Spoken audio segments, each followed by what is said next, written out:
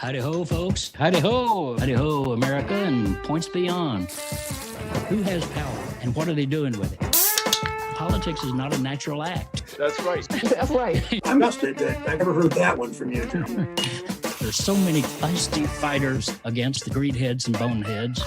So grab a libation, join the conversation. It's the personal side of politics, and it is surprisingly tasty. Jim Hightower with you. Hightower Lowdown at the Chat and Chew. So pull up a chair at our table here with our gang and grab a libation of your own choice. It doesn't matter what it is to us. And join the Gabfest here as we bring you another erudite discourse on the issues of the day. Today, we're going to have a topic that is much discussed by academics, mystics, cosmologists, and cosmetologists as well.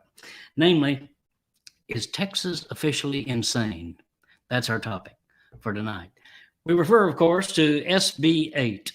That is a piece of legislation, a piece of work, a piece of crap that has been handed to us by our governor and our attorney general and our lieutenant governor and our state legislature, all of which are overwhelmingly Republican, but we're not talking partisanship here. We're talking insanity. And they have put forth a repressive, regressive, retrograde, reprehensible anti-abortion law. And the bad news is that this law could be coming to a legislature near you. It is under consideration right now in 3 other legislatures, and others are paying attention and beginning to move in this same direction. So what is it? Why is it? And what can we do about it? To interpret anything Texas, you need to have a Texan. And okay, I'm one, but in this case, you need 2 Texans.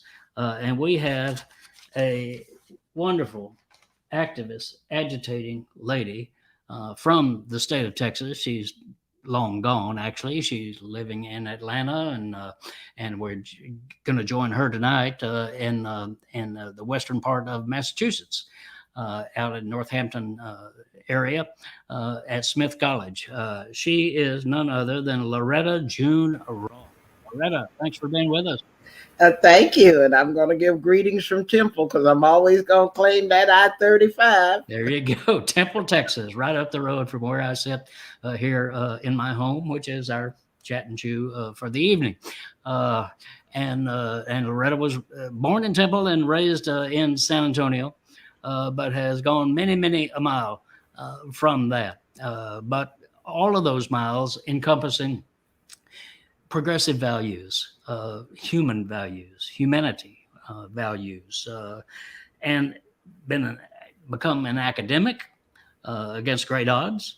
Has been a longtime feminist fighter and activist, and particularly active on reproductive justice, with emphasis on justice. And we're going to talk about that tonight and why that is. Loretta, if we might just get a little personal with you here, because your involvement in reproductive issues is not an academic exercise. It is not something you read about and you've studied, though you've done all of that. Rather, it is something quite personal. Can you tell us a little bit about it? You started out with some, just abuse. Let's just say what it is. So can you just fill us in a little bit about how your own personal introduction to this topic? Well, before I get too deep, I just want to send you my mailing address so you can send me some big reds because they don't sell them up here. So excellent. Okay. Before we get there. We'll do that. When I was 14 years old, I was in the 10th grade in San Antonio, and my parents thought it was safe to leave me with a cousin who was 27 years old and married, kind of like as a babysitter, watch after the teenagers so that they don't get up to anything. And so this married cousin thought it was a good idea to give me alcohol so that he could have sex with me. And I didn't know anything about sex or education. I didn't know how babies were made. I didn't know anything because my parents thought that by keeping me ignorant, that kept me safe.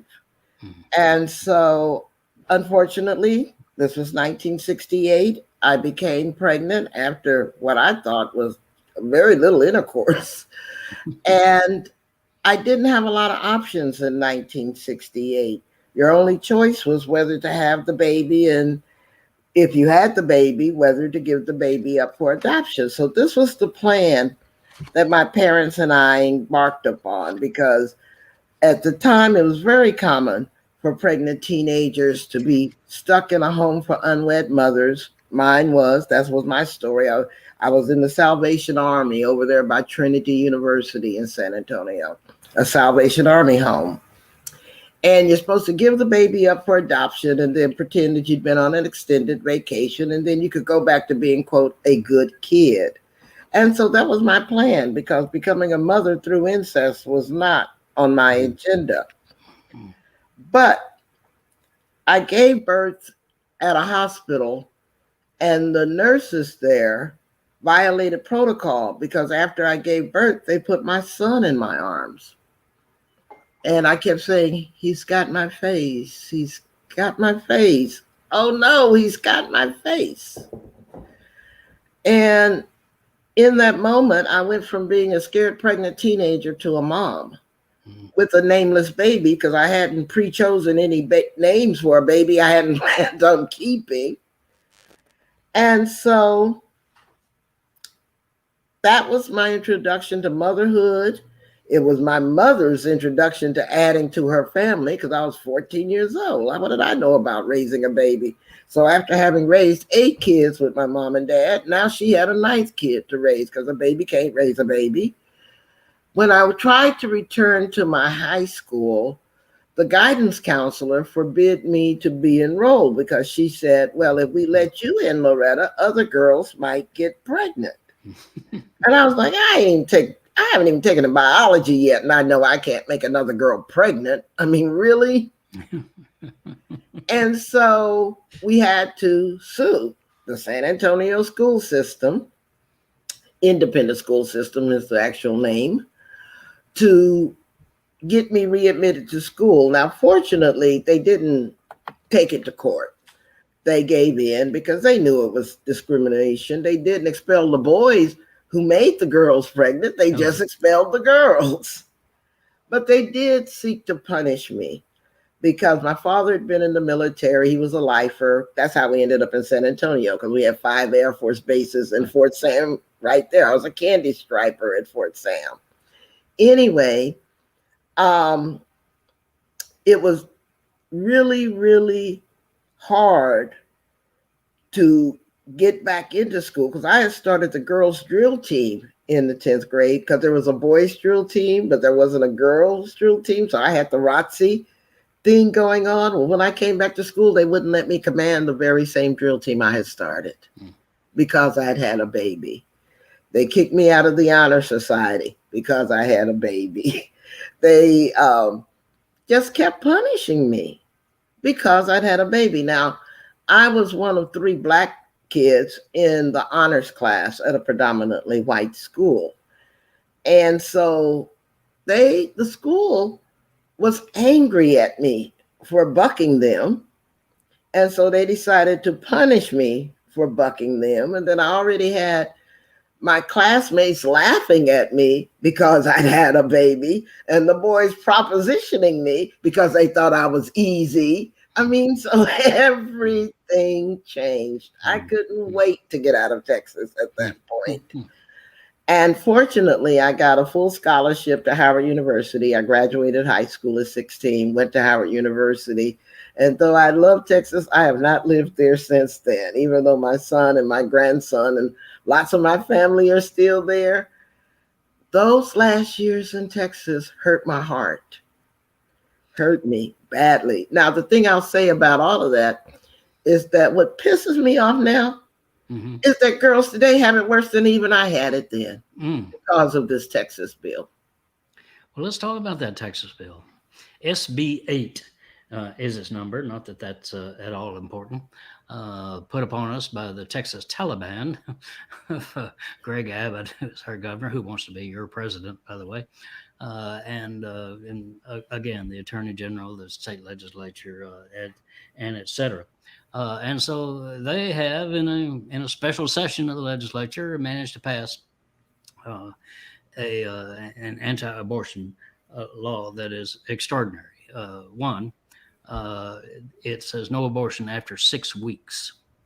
Weeks. You don't know you're pregnant until 7 weeks, 8 weeks, 9 weeks. But so you can have an abortion up to 6 weeks. So that's number one. Number two is there is no exception for rape or incest. Now that's kind of interesting because our governor, as enlightened as he is, says though that is not a problem. Rape, having a baby because of a rape, because rape is a crime, he says, and Texas will work tirelessly to make sure that we eliminate all rapists from the streets of Texas by aggressively going out and arresting them and prosecuting them and getting them off the street. He's going to take all the rapists off the street before they.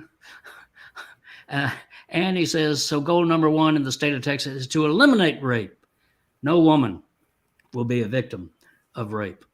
Perhaps he's going to build a wall. I don't know. He's big on Well, walls. if he could have done it, he should have done it a long time ago. How about that? Yes, he has been governor for. This is his second term. He was So attorney he's had a general lot of before time to that. get rid of all the rapists. Yeah.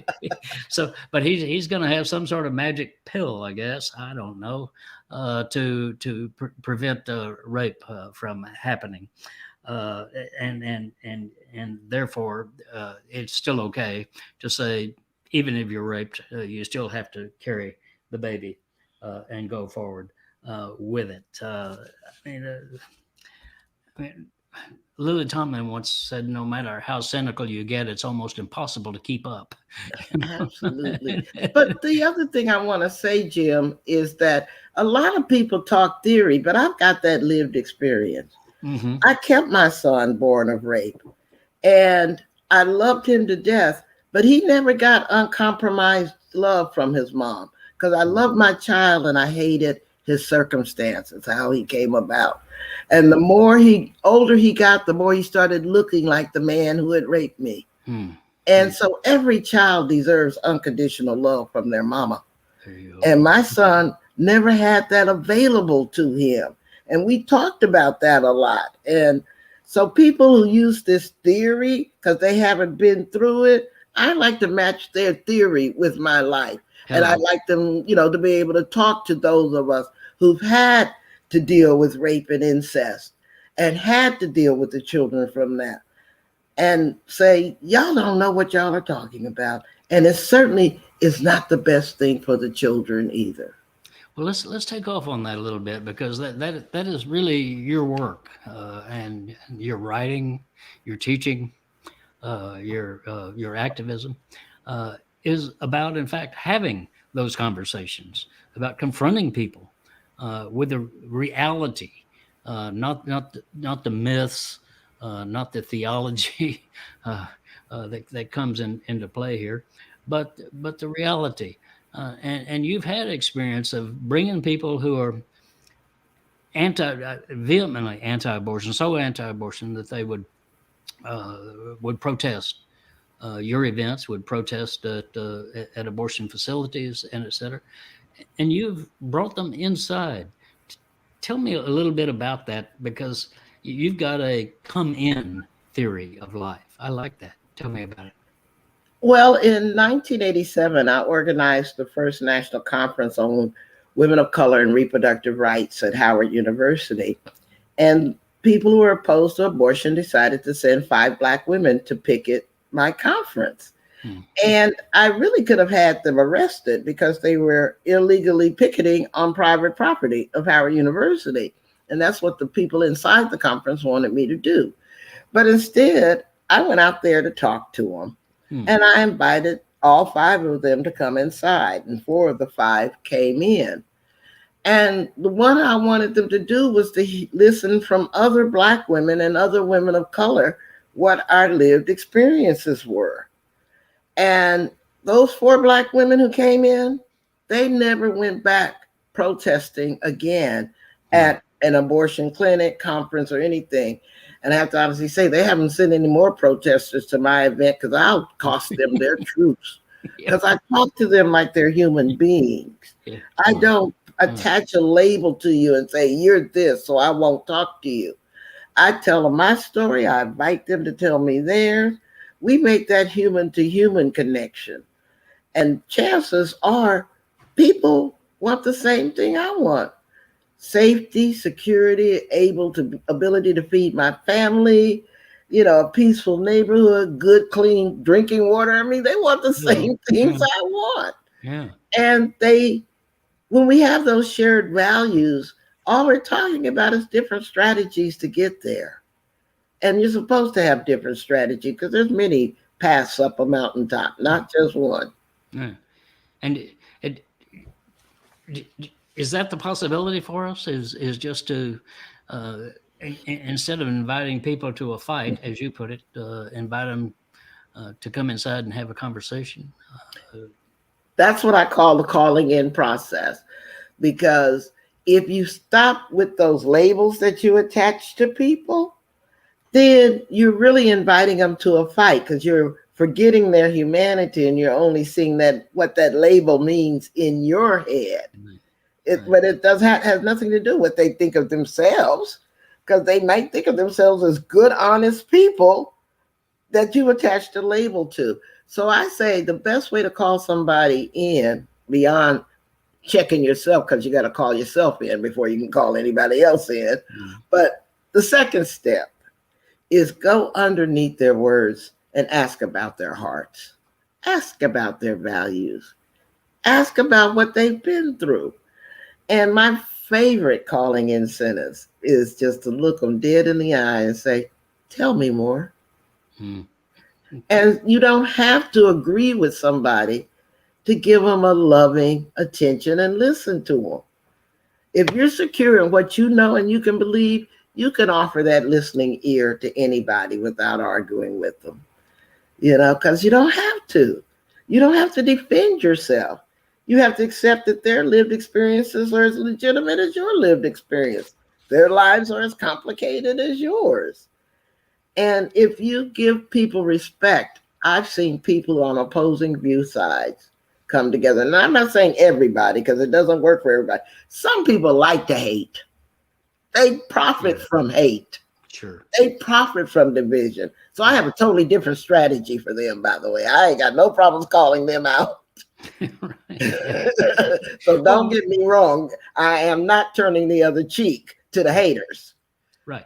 But the people in the middle, the people who have been in many ways manipulated because of their fears, or they don't even know people like me because they've never been in a room to talk to somebody like me, those are the ones I'm generally going to give a listening, loving ear to, because that's what I grew up. My father had to desegregate the army. We did a lot of first in Texas, and I have to honestly say it was the Texas school system that has been totally deconstructed that prepared me for this. Taught me speed reading, taught me debate in the 7th grade, taught me how to type 100 words a minute in the 8th grade. All those skills are lost because certain people in power took over the educational system and decided that ill-educated people were easier to manipulate. Well, exactly. And most people are not at all ideological. I think of my own family. Growing up, they didn't lead any civil rights movements, but they were not haters, and they could understand people's need. They were children of the Depression to start with, so they knew a little hardship themselves, and they knew that. I mean, they weren't right wing or left wing. Woody Guthrie said, "Chicken wing." Right. We're just people trying to get along out here. uh, and maybe we can just get together in the way that you've been doing. We're talking to Loretta Ross, activist, academic, a great leader in justice issues broadly, but in particular tonight we're talking about reproductive justice. And Deanna, you've got some insight here to bring to us. Yeah, I just wanted to jump in with a couple of shout outs to our viewers who are watching from so many different places. Again, this is my favorite part, right? Like this is it. Too. I know. We got friends in Kentucky. We got Franklin, North Carolina, who's drinking Jack Daniels. Right. We got a couple of people in New Mexico, one who's drinking water. We've got Corpus Christi, Texas represent, Austin. Gary out in California is drinking mint tea. So we've got a little bit of everybody tonight. And Loretta, your work has meant so much to so many different layers of reproductive justice movements. And when you talk about, do you have a way to discern if somebody's a hater or if they're someone worth having a conversation with? Oh, yes, I do. And tell us about your course where people can learn more. Yes. Okay, I'll be happy to. Well, the way that I determine a hater is just accept that everybody makes mistakes. So if you say something that I think is a little off, a little racist, a little sexist or whatever, before I jump down your throat, I'm going to call on you to do better. So I kind of look them dead in the eye and I say, I beg your pardon. And I give them a chance to walk it back. Or if they decide to double down, then I may choose to call them out because they've been asked to reconsider their hateration, right?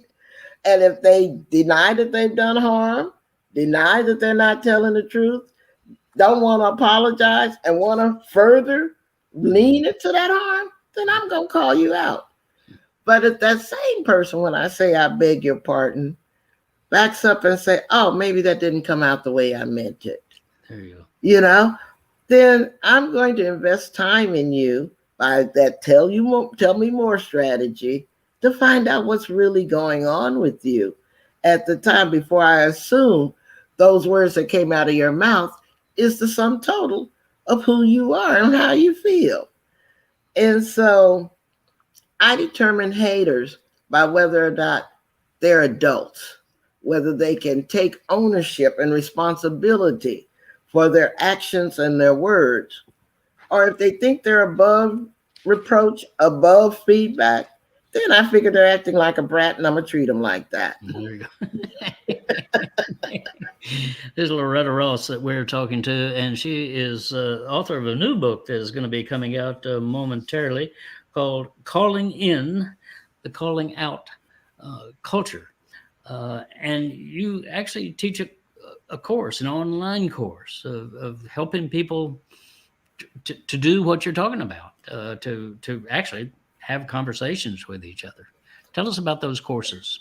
Well, the course was an accident because once COVID shut down my college last year, someone asked me if I would take online what I was teaching these students that are paying over $70,000 a year to get.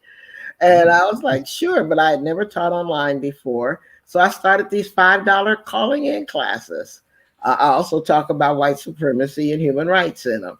And next thing I know, it was a raging success. The first course, I only kept registration open for 48 hours because I had 500 people. Zoom's been making a whole lot of money off of me because I keep buying the bigger and bigger platforms.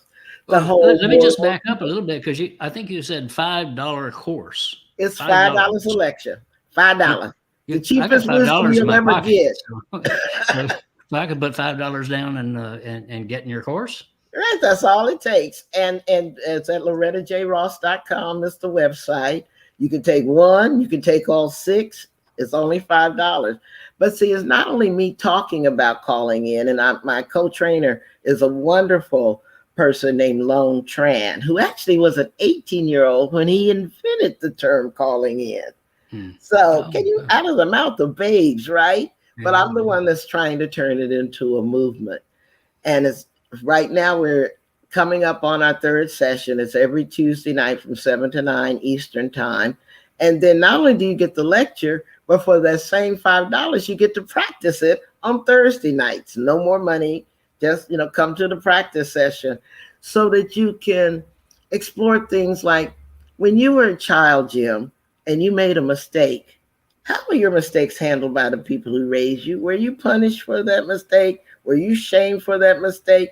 Or were you forgiven and taught to learn from your mistake? Because however you were treated is setting the pattern for how you think other people should be treated when they make mistakes. Yes, I had to confront the mistake and then move on. Well, then you had healthy parenting. Yeah, a lot of us had unhealthy parenting where, you were punished, you were shamed. I remember having to go to church and confessing that I had sinned when someone else had raped me. Had done it, yeah. And so different ways of handling it. So instead of $70,000, so instead of paying $70,000 to $5, you can get this course. Right. I don't know. This Smith is what education ought to be, Right. Well, I don't know Smith like it, but they kept me on. They gave me tenure, even as I was offering these $5 classes. Oh. This reminds me of the Highlander Center, the popular education movement of the Highlander Center. This is that tradition, right? That the education is for and of the people. We've got another question. First of all, loads of hearts and love coming in on the stream for Loretta. Just our community out there is just loving on her. Oh my gosh, they love you. But also, Patricia wants to know how we can stop a small group of wealthy people from influencing lawmakers. I read that only about 15% of Texans support the new law. Well, first of all, you again have to see the humanity of the people we call the 1%, because they got a left, right, and a center just like anybody else does. And so the people who are on our side, who are 1%ers, can be used to counter the people on the other side who are 1%. There you go. Yeah. They know what it's like to live that reality in a way that you and I that struggle from paycheck to paycheck may not know. Yeah. And so we stop demonizing people because of their identities, their wealth, their whatever, then we actually become smarter and more strategic. And so if I have access to the people who are 1%ers, I try to find out who are my potential allies, who are my probable opponents in this. And I'm going to do my best to drive a wedge between those two forces. There you go. Mark Twain said, I'm opposed to millionaires, but it would be dangerous to offer me the position. Well, so having money, you don't have to be a jerk. And that's a message we might send out to people with money. It's not required that you be a jerk. Have the money and put that to work for these greater causes. I mean, here's a program right here for $5. I mean, no hedge fund operator is going to even consider something like that. So we got to get back to common sense. And speaking of common sense, get back for a moment to this piece of legislation itself, the SB 8 that came out of the Texas legislature and is now metastasizing across the country in other legislatures because it includes something else that is particularly onerous and so anti-conservative that I can't believe it's actually being embraced by the right wing, but it is, and it is to allow bounty hunters to chase down people who might be seeking an abortion, and to chase down people who would aid people who might be seeking an abortion. And by aid, I mean an Uber driver, a Lyft driver who drives somebody to an abortion clinic. They can get a $10,000 bounty by turning that person in. Now, Loretta, I know that you know enough history to know that this is the equivalent of the Fugitive Slave Act. That's what popped in my mind. That's the slave catcher mentality. Of 1850. Mm-hmm. The Fugitive Slave Act in which the federal government of the United States of America, as Lyndon Johnson used to put it, America, paid. Don't diss LBJ. I don't let No, nobody diss LBJ. Okay. Absolutely. I'm on the program with LBJ on this program for sure. I was not so solid about the Vietnam War, but that aside. Yeah, well, I mean, everybody makes mistakes on human, yeah, but on the human, on the social justice issues and civil rights issues, et cetera. Totally, the most progressive president in my lifetime, in fact. But that aside, here we are with this bounty program, literally paying $10,000. The state of Texas will pay you $10,000 to turn in somebody if you think that they're seeking an abortion or aiding somebody who might seek an abortion. Now, what could possibly go wrong with that? Well, I don't know why Republicans like snitch programs, but they don't act like actual whistleblowers. Yeah. Because the whole DARE program was about snitching on people. And now we got this bounty hunter thing, snitching on people. I mean, first of all, why are you up in my business? And secondly, why don't you have some business of your own to attend to? Hello. What kind of life do you not have? And this get rich by snitching scheme, it's a con game. Of course it is. And here they come, Loretta, already. There's a guy out of Arkansas named Stilley. I'm not making that up, Stilley. That is his name. Okay. He describes himself as a disgraced and disbarred lawyer who has filed suit under this Texas law against a doctor who wrote an editorial saying that he has performed an abortion because his doctor says my first obligation is to my patients, is to the health. There's something called the Hippocratic Oath, I think, that deals with that. Yeah, but the Republicans think it's the hypocritic oath. Hypocritic. Hypocritic hippopotamus. I don't care. It is justice is what we're talking about. And here these bounty hunters would come along and you know that this is going to become a Wall Street darling. There'll be hedge funds investing in corporations that bounties are us. There'll be schools training people. There'll be dogs for lease, etc. And that's the truth. That actually happened under the Fugitive Slave Act of 1850. There was a particular Southern sheriff who advertised. Ads will be run, already are being run, in fact. But in the fugitive slave law, ads were run by this particular sheriff saying that he had the means, he had the guns, he had the dogs, and he would go get these fugitive slaves, people fleeing slavery, to go to freedom, seeking just basic human freedom. And this law said that if you flee to a non-slave state, if you're a slave, free to flee to a non-slave state, that you can be that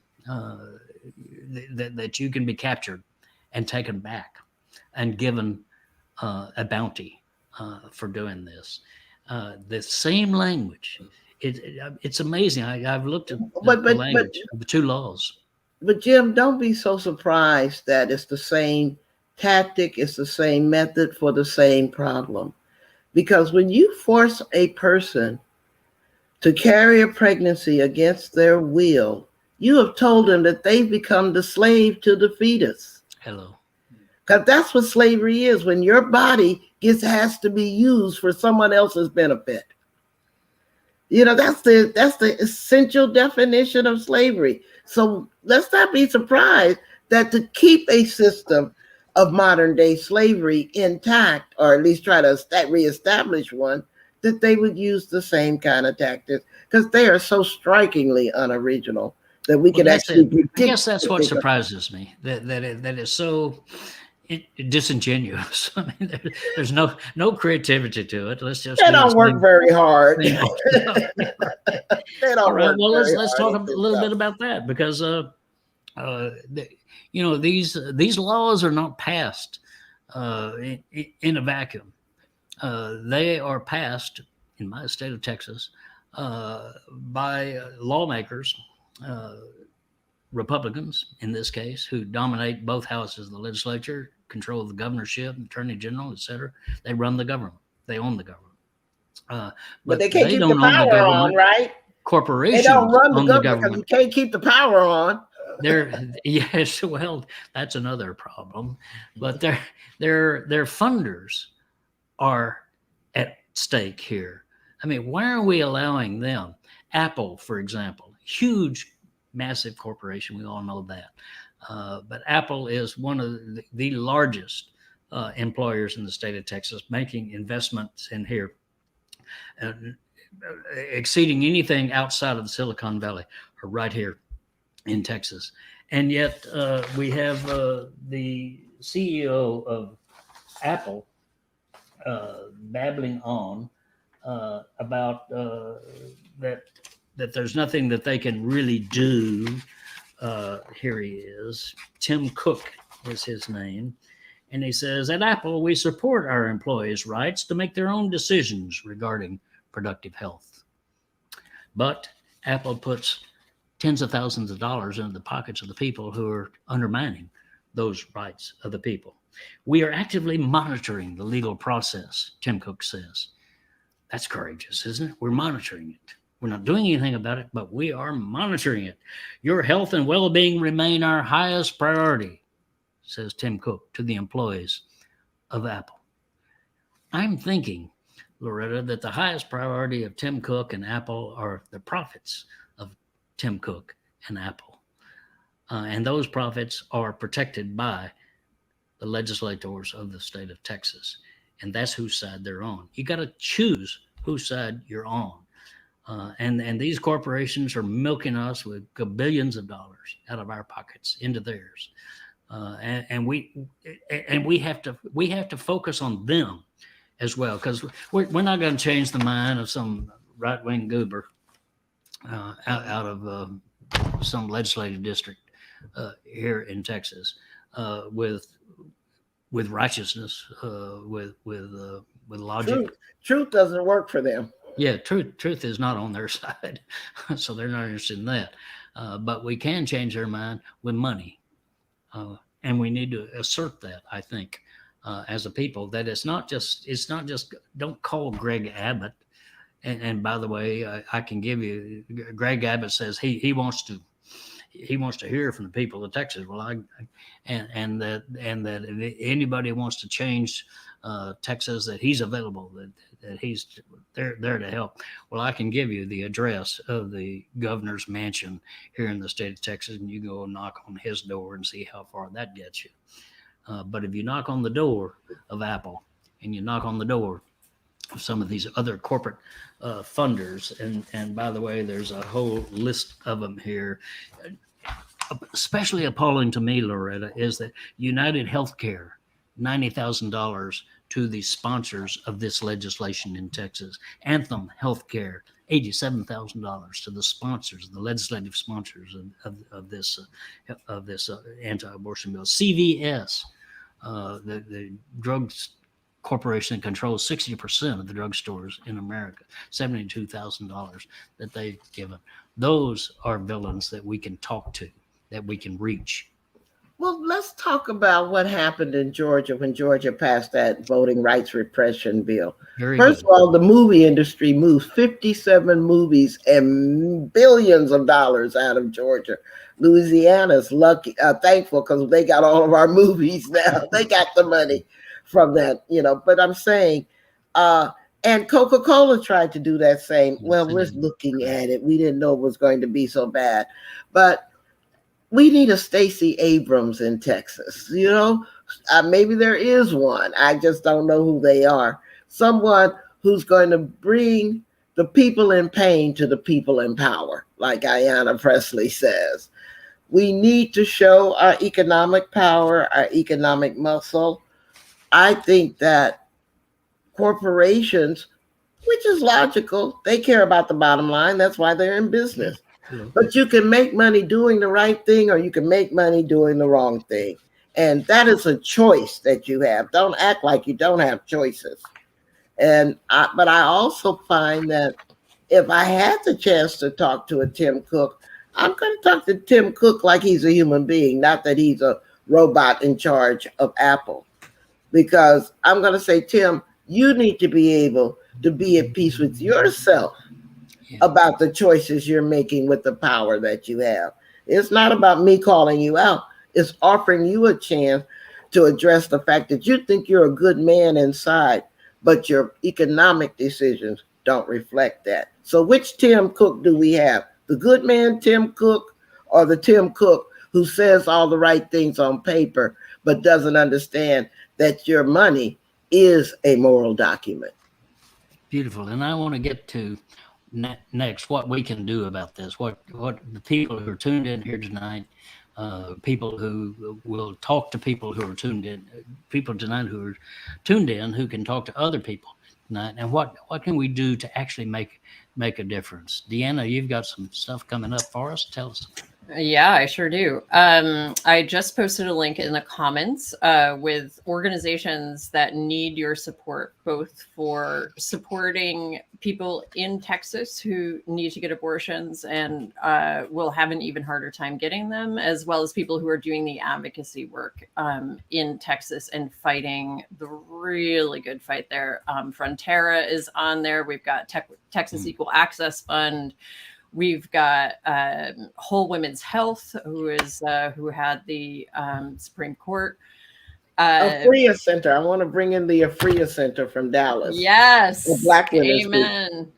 Amen. I'll post a link in 1 second, both on screen and in the comments. And something that occurred to me when you guys were talking about the binary system, and I know we don't have too much time left, so I don't know how best to summarize it, but I was thinking about how, Loretta, when you and I talked about, and you explained how all of these systems are intersectional. You have to look at this as an intersectional piece of legislation, that this is part of a larger agenda. And I've been thinking really deeply about that in the week since we've talked. And then just today, we saw these horrible pictures from the Texas border of white men on horses rounding up Haitian immigrants. Like they're cattle. Like they're cattle, like they're not human, which is how people who are getting abortions are being treated, and people who come from other countries, people who were descendants of formerly enslaved people. Like, this all seems like it's eerily interlocking and familiar. Can you talk a little bit about that?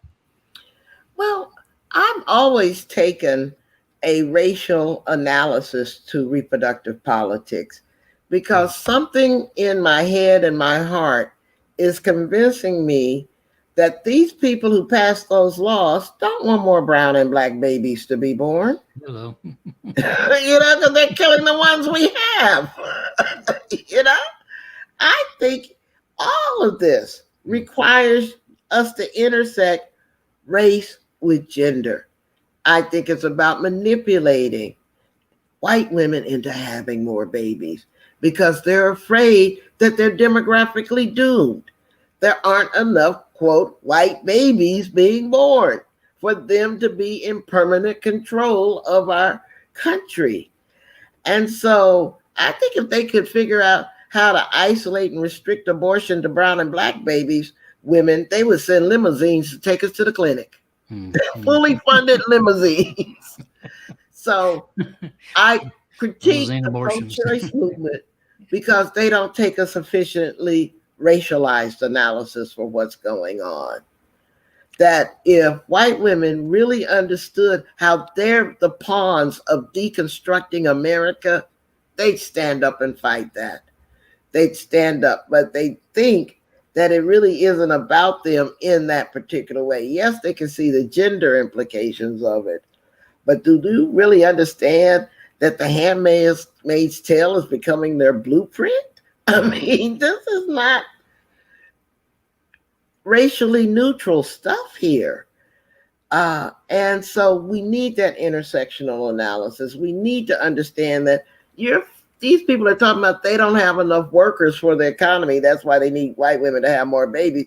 Yet the very workers standing there at the Rio Grande border, you're whipping with whips because you don't want those workers. You just want the workers that look like you, kind of thing. We have to offer a pungent analysis of what is not hidden at all. It's hidden in plain sight. And That we have to do they something have else, years. and that is we have to take it into politics. Oh yeah. We got to get the Greg Abbott's out of office, and he's doing the best that he can to help us there. By the way, his approval ratings down around 40% now, and he's going to face some serious challenges. But it's not about one politician or another. It's about putting this into politics, and I've been impressed, for example, that it already is. That the Texas law itself has become a national political issue in states like Virginia, where they've got a gubernatorial race underway there.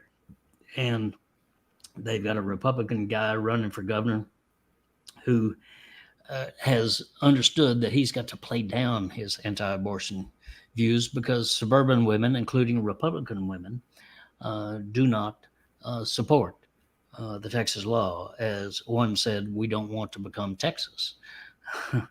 So this guy We used to say, played thank down God his for abortion Mississippi. views he says, to win over independents. But if he were elected, he would start going on the offensive to support a Texas law. So that's the kind of exposure we've got to have. I mean, this is a political fraud as well as a moral outrage. And I think the morality of it is the focus that we ought to focus on. Well, the language I use, Jim, is human rights language, because people think that human rights is just some pie in the sky dream. But we've been talking about human rights as Black folks since Frederick Douglass demanded it in 1858. And Black folks keep writing a memo that we're trying to get the rest of America to read, that we need to bring together the women's rights people and the environmental justice people and the racial justice people and the LGBTQ people all together under the human rights framework. And human rights establishes standards by which people should be treated. You know, that food is a human right, electricity is a human right, and right now, privacy of our information is a human right. All of these things are human rights. And instead of just saying, well, America doesn't pass the human rights treaty, so we can't do anything, let's use them for their moral and political power first. I want to vote for people to go to Congress who tell me how many children they're going to send to college, not how many they're going to send to jail. You know, I want to use those human rights standards in our political system and stop being told that we can't because the Senate won't ratify a treaty. The Senate doesn't even want to govern anymore. The part of it is run by Republicans. So if we're waiting for them to wake up, we will never get our human rights protected. And that's really important to realize, that this is not, it's mostly Republicans who are, doing the dirty stuff here. But not totally. But it I'm is trying to figure out what Democrats. Joe mentioned, why he's still in our party. There are too many Democrats who are allowing this to happen. And that grotesque scene on the Rio Grande border of Texas, of those agents on horseback who all need to be fired. very poor people, just trying to get some human water being like that coming over. Those were federal agents. Now, to their credit, the Biden administration saying, well, we're just appalled and we're going to do something. Well, do it. Stop saying you're going to do it. Just do it. Well, if they thought they were going to be punished for it, they wouldn't have done it in the first place. Exactly. You got to create the conditions to make people fear treating another human being like that. And that is as good an ending as I can think that would be possible for this show tonight. That to do something that is possible, that we have got to be the ones that are standing up. And Loretta Ross has been one standing up for beaucoup years for justice. basically, that's what it all comes down to. I mean, that's A what we global say we justice believe in. movement. What have we actually implemented it? And she has been doing her part to do it. Her new book is going to be called "Calling In the Calling Out Culture," and we will also have Loretta your the website for your. Programs that you're doing, these $5 incredible internet lectures that are there. There it is, lorettajross.com. Look at that on And our screen.